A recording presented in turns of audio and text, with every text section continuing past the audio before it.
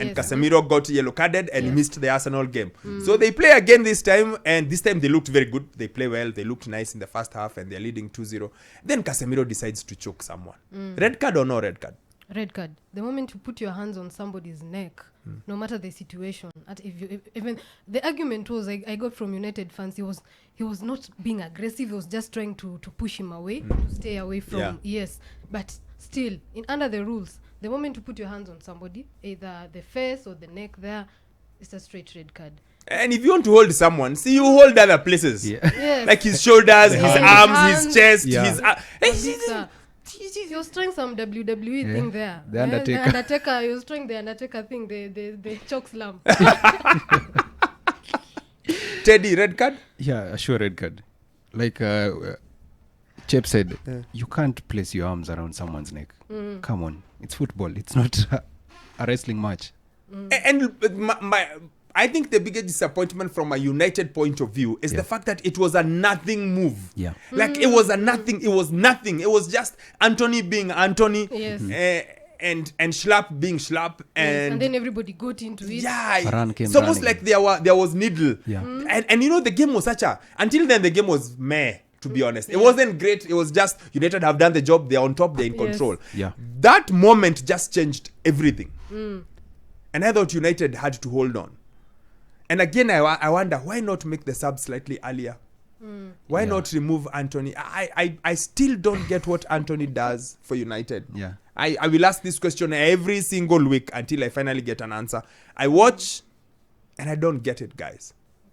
I don't get it. But I like the way United are slowly building a team. And I was reading somewhere about the way Ten Hag doesn't like rotation. He starts with the same players over and over and over again, because he says you have to build that rhythm and they have to know exactly what to do, patterns of play and structure. Yes, I think it's just the same thing with Klopp as well. What he did with the 2019-20 squad, every game they played too much football. That's why even at the moment we are saying they are run down because of that. When you have that 11 that is clicking, that even if I close my eyes, I know he's there, I know he's there, I know he's there. I can close my eyes and still pass the ball to them. They're bringing that cohesiveness. Actually, yesterday a United fan was telling me they're so, where they are right now, they're so grateful that where they are. Having Anthony on the team it's like, wow, they never saw this coming if you looked at it from the previous seasons, because they were really bad. So if you look at how... So they're happy. They're happy. They're really happy with where they are. And they just want to keep on going. Yes, and Rashford is on fire as well. He's reached now double figures, 10 goals in the Premier League. Yeah, he's fantastic. It sounds very nice until you think that Haaland has 25. Then you go like... Curtain raiser. Yeah, mate. But yeah, he's done really well. Yeah. And I know this is a useless question, and I know they are not in the title race, but do you think they are in any shape, way or form? United are in the title race. I think they're not in the title race per se, but watasumbua. They are there because no other teams wouldn't like to play United at the moment. Watasumbua watu, but they're still there. But it's from next season. I think now it's when we now start seeing United how they are going. I think they just might be there, because if you look at how they've been playing and how the other teams around them have been playing, if they just step back a little bit, the likes of City and maybe Newcastle and Arsenal, maybe they might just be there.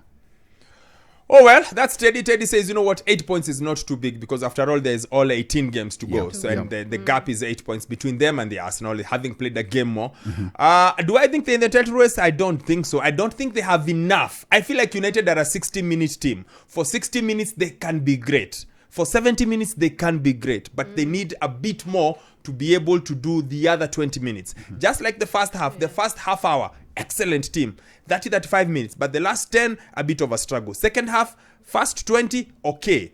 After the red card, struggle. And it's been their story for the last maybe 4 or 5 games, where they may start brilliant, but they seem to run out of gas, and I still don't feel they have enough options off the bench. Now, honorable mention to poor man's Peter Crouch.